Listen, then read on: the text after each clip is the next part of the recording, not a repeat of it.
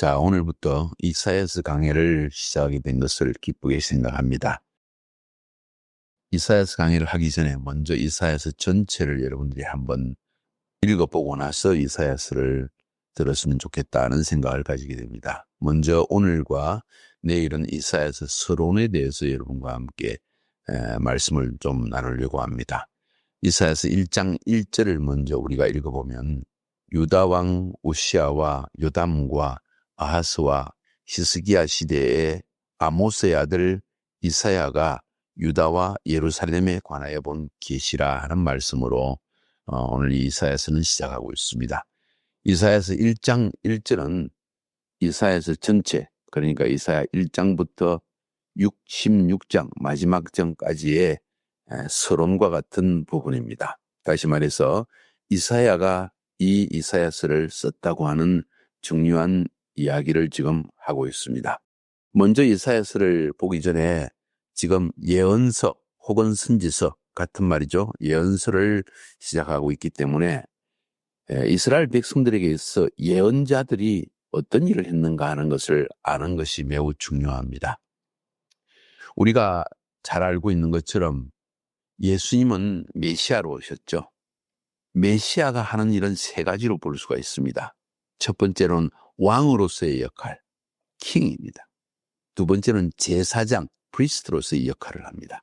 세 번째는 예언자 혹은 선지자, 프로피트로의 역할을 합니다.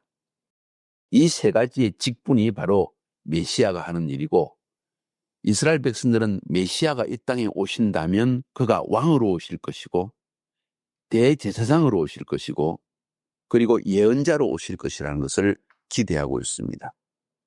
그것이 바로 이스라엘 백성들 가운데에서 기름을 부어서 왕을 삼고 기름을 부어서 선지자가 되게 하고 기름을 부어서 제사장이 되게 하는 것입니다. 그래서 메시아라는 말은 기름 부음 받은 자라는 뜻이 되는 것이에요. 자, 그랬을 때 지금 우리가 이사야서를 시작하면서 예언서를 시작하려고 합니다. 왕, 제사장, 그리고 예언자, 이 세 사람이, 이 세 직분이 이스라엘 민족에게 매우 중요했던 것처럼 우리의 삶에도 왕이 중요합니다. 우리를 다스려야만 합니다. 우리에게 비전을 제시해 줘야 됩니다. 우리를 이끌어 줘야 됩니다. 제사장이 꼭 필요합니다. 하나님과의 관계를 우리가 바로 세우는 일을 해야 됩니다. 죄의 문제를 해결해야 됩니다. 그러면서도 예언자가 굉장히 중요합니다. 우리의 삶이 잘못되었을 때 잘못되었다고 말해줄 수 있는 사람, 우리와 하나님과의 관계에 대해서 다시 한번 깨닫게 해줄 수 있는 사람, 하나님과 우리는 언약의 관계, 카비넌트의 관계이다. 그 관계를 늘 깨닫게 해주면서 우리가 하나님 앞에 살아갈 수 있도록 도와주는 사람, 그 사람이 예언자라는 것입니다. 우리가 잘 알고 있는 대로 여호수아가 이스라엘 백성들을 데리고 가나안 땅에 들어가서 가나안 땅을 12지파에게 주었습니다. 그 이후에 사사시대가 시작되었습니다. 사사들이 이스라엘 백성을 다스리는 시대가 되었습니다. 그때 어떤 일이 났습니까? 왕도 무너지고 없고 제사장도 사라지고 예언자도 없는 시대였습니다. 그래서 이스라엘 백성들은 혼란 가운데 빠졌고 방황했습니다. 바로 그때 하나님께서 왕을 주셨습니다. 사울이 왕이 되었고 또 다윗이 왕이 되었습니다. 왕만으로 안 되었기 때문에 하나님은 다윗을 통해 제사장 제도를 다시 세워주십니다. 제사장이 제자리에 돌아와서 하나님 백성들을 하나님 앞에서 하나님과의 관계 안에서 죄의 문제를 해결하는 중요한 일을 해주었습니다. 그렇지만 왕도 인간이었기 때문에 타락할 수 있었고 제사장도 형식적인 포멀한 예배를 드릴 수 있었기 때문에, 다시 말해서 하나님 앞에 마음과 정성을 다한 예배를 드리는 것이 아니라 형식적 예배를 드리고 있었기 때문에 하나님은 선지자를, 나단 선지자라든가 하는 선지자를, 예언자를 보내어서 왕도 바로잡고 하나님의 백성도 하나님 앞에서 삶을 바로잡는 일을 행했다는 것을 볼 수 있습니다. 그래서 이 예언자라는 사람들의 자기들의 자리가 어딘가, 예언자들이 무엇을 하는 것인가 할 때 왕을 하나님 앞에 바로 세우고 제사장들을 하나님 앞에 바로 세우고 예배를 하나님께 바로 세우고 하나님의 백성들을 하나님 앞에 바로 세우는 일을 했던 일이 바로 예언자들이 한 일이었습니다. 그럼 이 예언자들이 한 일을 한마디로 요약한다면 뭐라고 말할 수 있을까요? 그것은 하나님과 하나님 백성들의 언약 관계, 카비넌트. 하나님과 하나님 백성들의 언약 관계를 다시 한번 바로잡아주는 것이었습니다. 그래서 그들에게 모세가 하나님 앞에 맺었던 약속, 모세가 하나님으로 받았던 언약, 카비넌트, 이것은 매우 중요한 역할을 했습니다. 왜? 하나님과 이스라엘은 언약 관계, 카비넌트의 관계에 있었기 때문입니다. 그래서 선지자들이, 예언자들이 한 중요한 일들은 너희가 하나님과 이렇게 약속을 맺은 민족이 아니냐, 너는 예수 그리스도의 피로 말미암아 하나님과 약속을 맺은 민족이 아니냐, 그런데 왜 그 약속을 깨뜨리느냐 하면서 책망하는 메시지를 전한 것이 선지자였고, 너희들이 그 죄를, 하나님과의 약속을 어겼기 때문에 심판을 받을 것이라고 선포한 것이 예언자였고, 그러면서도 하나님은 너희를 버리지 않는다고 약속했기 때문에 너희의 삶을 회복시켜 줄 것이라고 말씀한 것이 바로 예언자들이 한 중요한 내용이었습니다. 다시 말해서 예언자들은 중요한 세 가지의 선포를, 프로클레임을 했습니다. 첫 번째는 너희들이 죄를 지었다 하면서 정죄, 너희들이 죄를 지었다 하고 하는 첫 번째 메시지.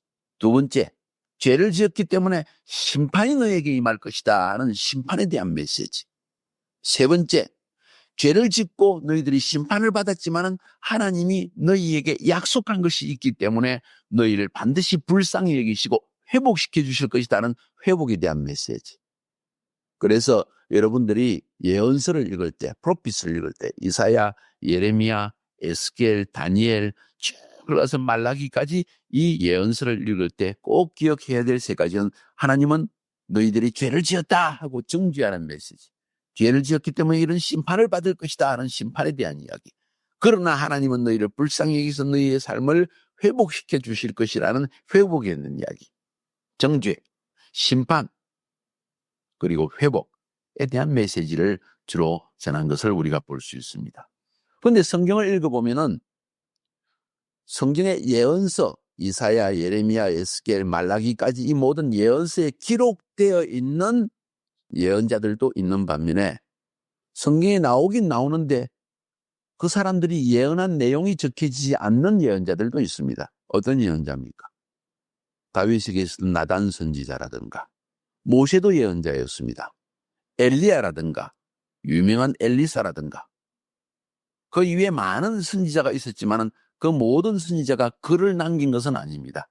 그래서 그 사람들을 기록하기 이전의 선지자, 기록 전 선지자, 혹은 전 클래식, 전 고전적 예언자라는 표현을 쓰고, 이렇게 예언서를 글을 남긴 사람, 이사야, 예레미야, 에스겔, 다니엘, 말라기, 호세아, 이런 글을 남긴 예언자들을 고전적 예언자라고 얘기합니다. 그 예언자들이 예언서를 쓴 것도 내용을 살펴보면 재미있는 걸 볼 수 있는데, 특별히 오늘 이사야, 예레미야, 에스겔 세 가지만 잠깐만 보면 이사야서를 이해하는 데 도움이 되기 때문에 한번 살펴보려고 합니다. 이사야서와 예레미야서와 에스겔서, 이것은 예언서의 아주 모델과 같은 것입니다. 다른 예언서들도 똑같은 전형을, 똑같은 모습을 닮아갑니다. 그것은 오늘 조금 전에 제가 말씀드린 것처럼 예언서에는 세 가지의 내용이 담겨져 있다. 정죄, 너희들이 죄를 지었다 하는 선포. 두 번째, 죄를 지었기 때문에 심판을 받을 것이다. 세 번째, 심판을 받고 하나님이 버리시지만 너희를 불쌍히 여겨서 약속한 대로 너희를 회복시킬 것이다 하는 이 세 가지 내용이 전체에 쫙 흐르고 있습니다. 모든 예언서를 읽을 때마다 이 세 가지 내용, 정죄, 심판, 회복, 정죄, 심판, 회복, 이런 이야기가 쭉 나온다는 것입니다. 오늘 이사야서를 시작하는데, 이사야서는 주로 너희들이 죄를 지었다 하는 내용에 초점을 맞추면서도 이사야서는 정죄, 심판, 이런 심판을 받을 것이다, 또 회복할 것이다, 이 세 가지가 다 나오는 가장 중요한 예언서입니다. 예언서 중에서도 가장 긴 예언서라고 볼 수 있습니다. 66장에 걸쳐서 하나님은 이스라엘 백성들의 너희들이 이렇게 죄를 지었다. 모세를 통해 주신 율법을 다 어기고 하나님의 공의를 사라지게 하고 공평함이 사라지게 하고 고아와 과부를 학대하고 너희들은 잘못되었다 하는 죄를 정하는 이야기. 그래서 심판을 받을 것이다. 바벨론이 심판을 받을 것이다. 아수르의 심판을 받을 것이다 하는 이야기. 세 번째, 그렇지만은 하나님이 마지막 때 회복시킬 것이다 하는 이 세 가지를 반드시 이야기를 하고 있습니다. 그래서 많은 사람들이 이야기하기를 이사야서는 특별히 하나님이 어떻게 회복시켜 주시는가, 메시아를 보내주신다는 이야기가 많이 나옵니다.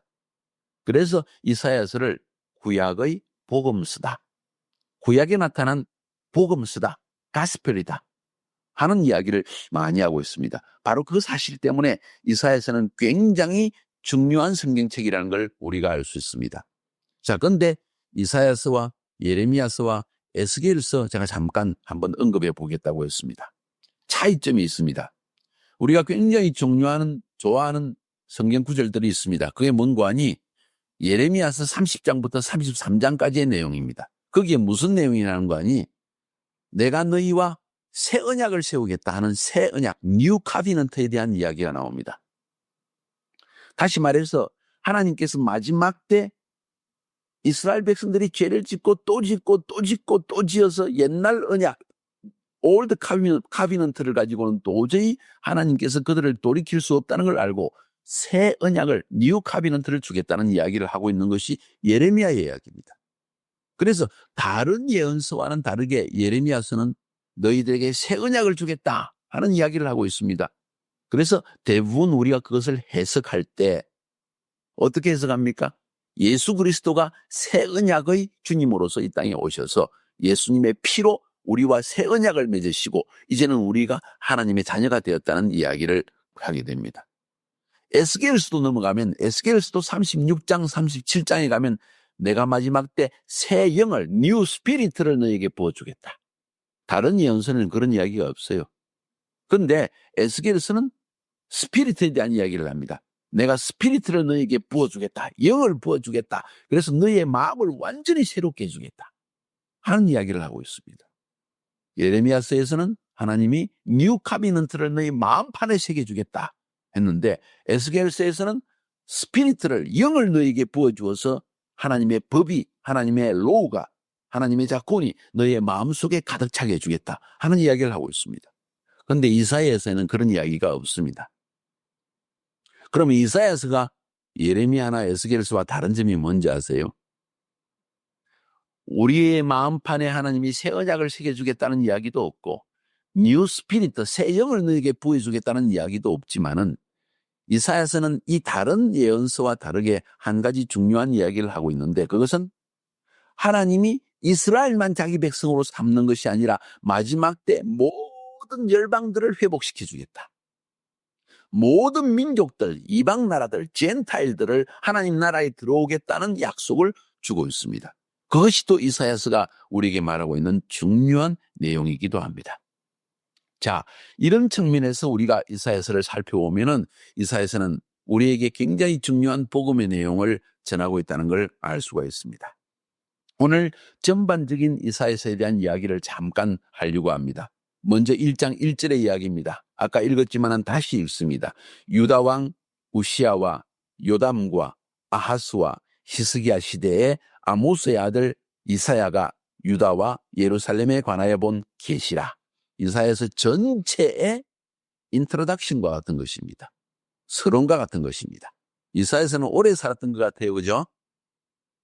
우시야 왕 때 살았고 요담 왕 때 살았고 아하스 왕 때 살았고 히스기야 왕 때 살았다.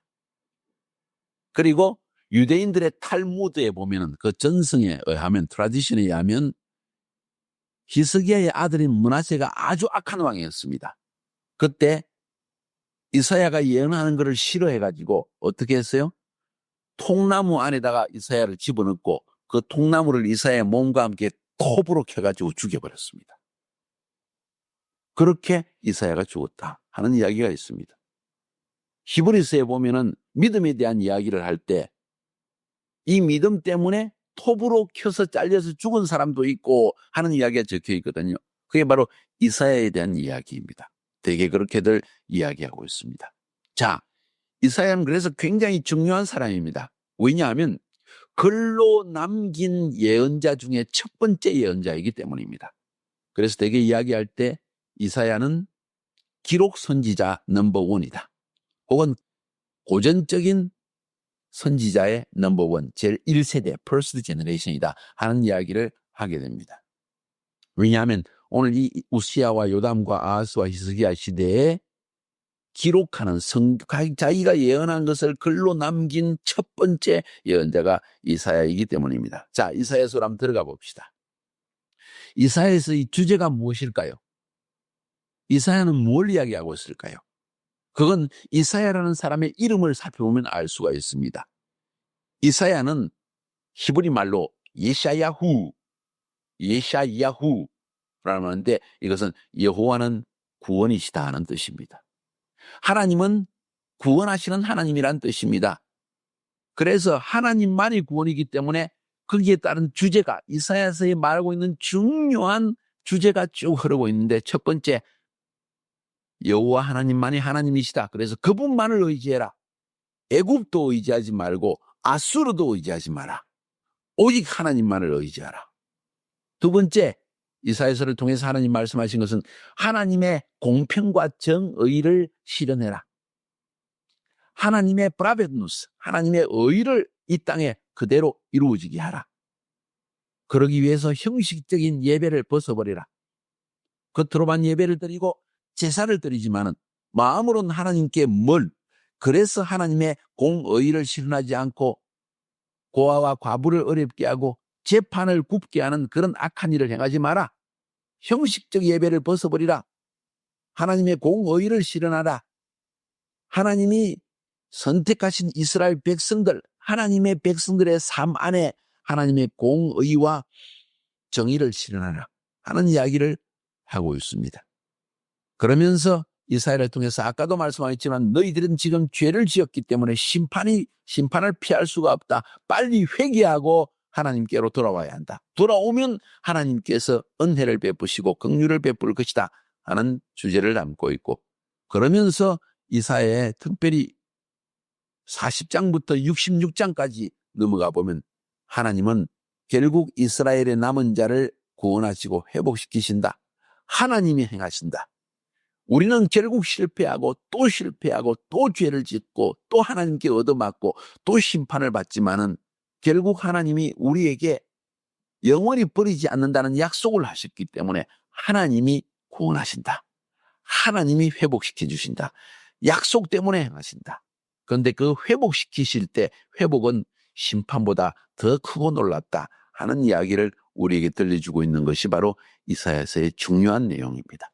이 전체의 그림을 가지고 여러분이 이사야를 읽을 때 이 이사야서가 잘 이해되리라고 저는 생각합니다. 그러면서 한번 이사야서의 출생과 그 과정에 대해서 한번 잠깐 알아보고 이사야서가 언제까지 예언을 했는지 하는 것도 한번 살펴보려고 합니다. 이사야가 예언을 시작한 시기는 우시야, 오늘 1장 1절에 본 것처럼 우시야와 요담과 아하스와 히스기야 시대라는 표현을 쓰고 있는 것처럼 우시야 왕이 딱 죽는 그때에 콜링을 받습니다. 사명을 받습니다. 선지자로서 부르심을 받습니다. 그것이 바로 BC 739년입니다. 그것은 아수르의 디글랏빌레셋이라는 3세가 이 팔레스타인 지역을 막 점령하기 위해서 군대를 이끌고 이스라엘과 그 북쪽 두로, 시돈, 암만, 팔레스타인 이 지역을 막 공격하고 들어오던 그 시대였습니다. 다시 말해서 유다 백성, 북이스라엘과 남유다가 하나님 앞에 죄를 짓고 또 죄를 짓고 또 죄를 지어서 하나님이 더 이상 참을 수 없을 때 이방 나라인 아수르를 통해서 하나님의 백성 북이스라엘과 남유다를 심판하시려고 할 바로 그때 하나님이 이사야를 부르셨다는 이야기입니다. 그래서 BC 739년에 이사야는 부르심을 받고 히스기야 왕이 죽은 BC 686년 정도까지, 어쩌면 그 이후에 히스기야의 아들 므낫세가 왕이 되어서 왕으로서 다스릴 그 시대까지 예언 사역은 계속되었다는 것을 우리가 알 수 있습니다. 그래서 이 이사야는 아마도 거의 한 80년 이상을 살았던 예언자라는 걸 우리가 알 수가 있습니다. 그리고 이사야가 예언하던 시대는 이렇게 북쪽의 아시리아라는 큰 제국, 임페리아가 일어나가지고 팔레스타인 지역을 점령하고 애굽까지 점령하려고 하는 정복 전쟁을 하고 있던 이런 시대. 다시 말해서 하나님이 아수리아라는 나라를 통해서 자기 백성 이스라엘을 심판하시려고 할 때, 그때 하나님의 부르심을 받고 보라, 하나님이 심판한다. 너희들이 죄를 지었기 때문에 심판을 피할 수가 없다. 포로로 잡혀갈 것이다. 정신 차리라, 회개해라 하는 이런 시대에 하나님이 이사야를 부르셔서 예언 활동을 하게 했다는 걸 알 수가 있습니다. 이사야는 아마도 BC 760년경에 예루살렘에서 태어났을 것이다 하는 이야기를 하고 있습니다. 오늘 본문에 보니까 아모스의 아들 이사야라고 했는데, 이 아모스는 예언자 아모스, 성경에 기록된 선지자 아모스가 아닙니다. 이름은 같지만은 다른 사람입니다. 이 이사야는 자기 아내도 예언자였습니다. 그래서 여선지자인 아내와 결혼해서 아들 3명을 낳는데 그 아들은 전부 다 예언적인 아들이었습니다.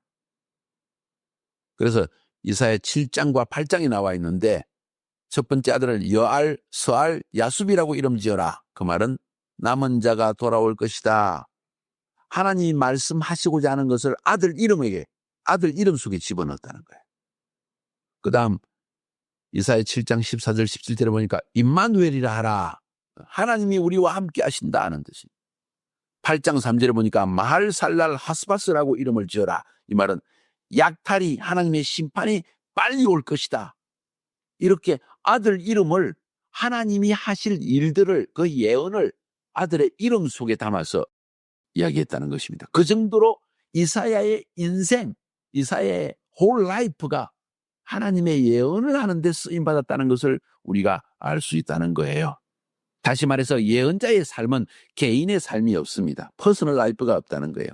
하나님이 그 시대에 하실 일들을 그 가정을 통해서, 그 아들의 이름을 통해서, 그 사람의 입술을 통해서, 그 사람의 모든 행동을 통해서 하나님은 그 시대에 하나님이 하실 일들을 예언자의 삶을 통하여, 이름을 통하여 다 전달하는 것이 하나님의 뜻이었다는 것입니다. 이사야가 어떤 사람인가를 보면, 탈무드에 보면 이사야는 귀족 출신이라고 했습니다. 높은 노블 패밀리였다는 거예요. 그래서 보면 어쩌면 우시야 왕의 사촌이었을 것이다. 혹은 아마시아 왕의 조카였을 것이다. 그런 이야기가 나와 있고, 성경의 역대하 26장 22절이나 32장 32절을 보면 이사야가 왕들의 이야기를 기록했다는 것을 보았을 때 우시야 왕과 히스기야 왕의 서기관, 스크라이브였다는 것을 우리가 어느 정도 알 수 있습니다. 다시 말해서 이 이사야는 왕들과 가까이서 일했던 사람이다, 혹은 왕의 친척이었다 하였던 귀족 출신, 노블 패밀리였다는 걸 알 수 있습니다. 아마도 이사야는 분명히 제사장 집안의 사람이었다는 걸 알 수 있습니다. 예레미야나 에스겔처럼 주로 제사장이었던 집안의 사람들이 하나님의 율법을 연구하고 기도하고 하는 가운데 이런 예언자가 많이 나왔다는 것입니다. 그래서 이 이사야는 주로 예루살렘을 중심으로 사역했다는 것을 알 수가 있습니다. 자, 이것이 오늘 이사야에 대한 서론적인 부분입니다. 그래서 이사야는 왕들에게 직접 가서 이야기를 할 수 있었고, 왕의 이야기를 들을 수 있었고, 왕궁에서 일어나는 이야기들을 다 알 수 있었고, 정치, 그 나라의 정치에 대한 이야기도 알 수 있었고, 백성들의 전반적인 삶도 알 수 있었던, 다시 말해서 그 시대의 모든 것을 다 알고 있으면서 하나님의 음성을 들어서 백성들과 왕에게, 제사장에게 하나님의 예언을 선포한 그런 사람이었던 걸 알 수가 있습니다. 내가 뭘 이야기하고 있습니까? 우리가 어떤 가정의 출신이냐, 어떤 가정에서 살아오느냐, 그것도 굉장히 중요합니다. 이사야가 하나님 앞에 위대한 예언자로 쓰임받을 수 있었던 이유는 모세처럼 왕궁에 자라났고, 바울처럼 하나님의 율법을 잘 알았고, 그래서 이 마치 구약시대의 복음서와 같은 이사야서를 쓸 수 있었다는 것입니다. 나는 여러분들 가운데 이사야와 같은 사람이 나올 수 있기를 바랍니다. 정치를 알고, 경제를 알고, 백성들의 삶을 알고, 교회를 알고, 그러면서 이 시대에 하나님이 주시는 메시지를 전하는 그런 사람들이 나올 수 있기를 주의 이름으로 축복합니다. 계속적으로 이사야서를 읽으면서 하나님이 어떻게 이스라엘 백성들을 정죄하셨고 심판하셨고 또 회복시키는가 하는 이 메시지를 들을 수 있기를 주의 이름으로 축복합니다.